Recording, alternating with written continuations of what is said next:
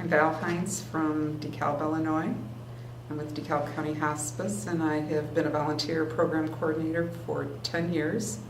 And I have seen over and over how hospice has changed people's lives, especially with the volunteers that I work with. When I think about hospice, I think about love and compassion and really connecting with people at a much deeper level than we do in our day-to-day lives. I don't think of it as being sad because we're making a difference in people's lives. I can't imagine what it would be like for our families not to have hospice care at such a difficult time.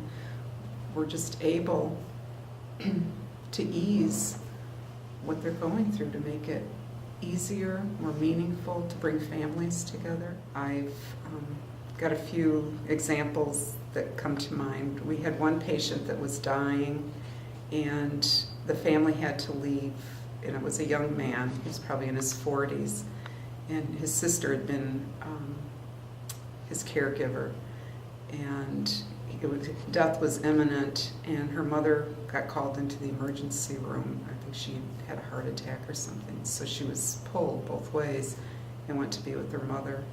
And we called in an 11th hour volunteer to go sit with this young man, and she sat with him while he died, and he wasn't alone, and his sister was comforted so much knowing that she could be with her mother and that her brother would not die alone. It made a huge impact on her life and his.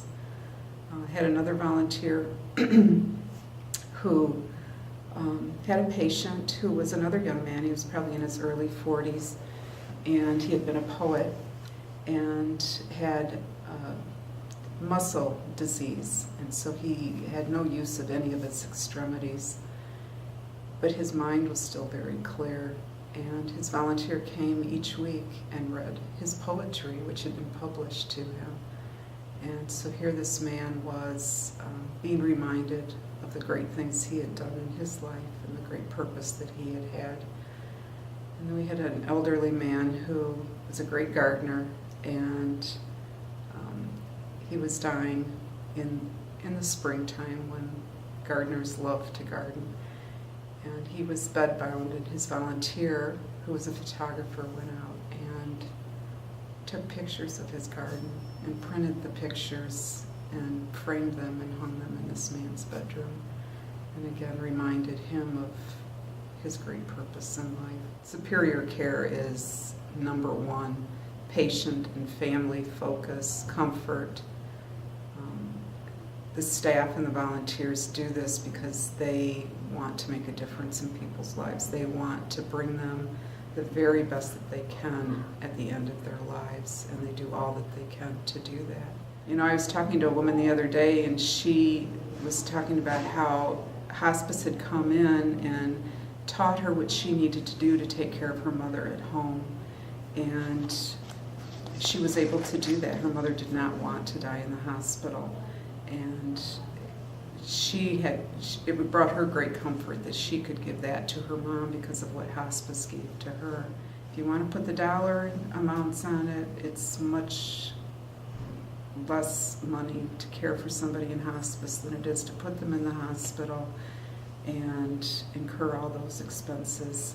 And for those of us who have the heart of hospice in our minds, you know, that's not the important part. It's the fact that they could be at home with their loved ones, in the nursing home with the staffs that know them, that love them.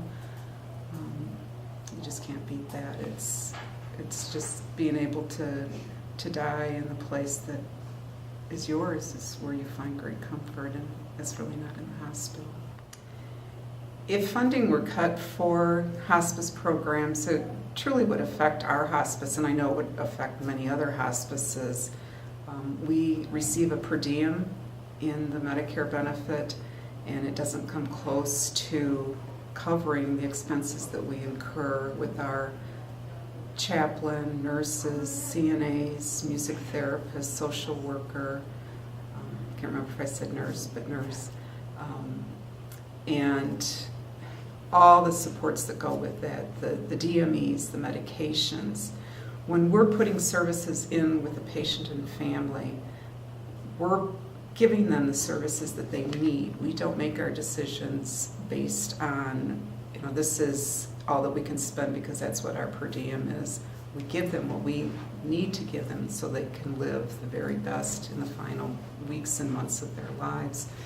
And as it is right now, we depend on donations and memorials to offset the costs of the expenses that we incur and what we receive as reimbursement. So to receive more cuts and less funding, it would be a huge detriment. I think it would greatly impact the services that we could provide.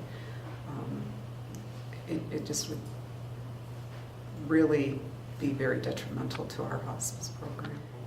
So often when we hear from our bereaved families, we hear, oh, if only we had gotten involved with hospice earlier, if only I'd known what a difference your hospice program would have made, because so many of our families do come in late. I think that's pretty typical across the country. To me, that really speaks to the importance of constantly getting the word out about hospice and what we're able to do, because many times people don't know the benefits of hospice until they're in the midst of it. And the more and more that we can get the word out about hospice with just the members of our community, our medical people in our community, so that more and more people are utilizing hospice, it's just a win-win situation. And if we don't advocate for hospice, I don't know who's going to. And we just have to keep it out there so people know to call us when they need us. Senator Durbin, Congressman Mansulo, please don't cut hospice. My name is Val Heinz, and I'm asking you to help protect hospice.